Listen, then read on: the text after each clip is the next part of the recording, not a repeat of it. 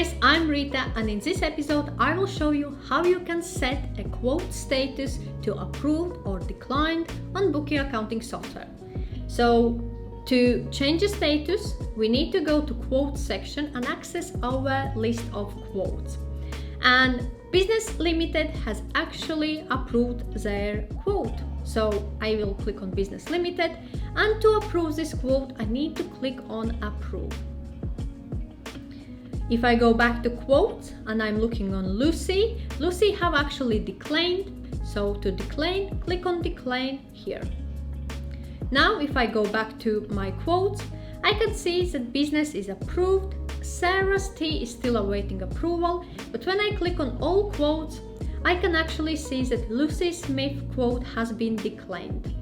If I need to change the status at a later time, click on Lucy Smith.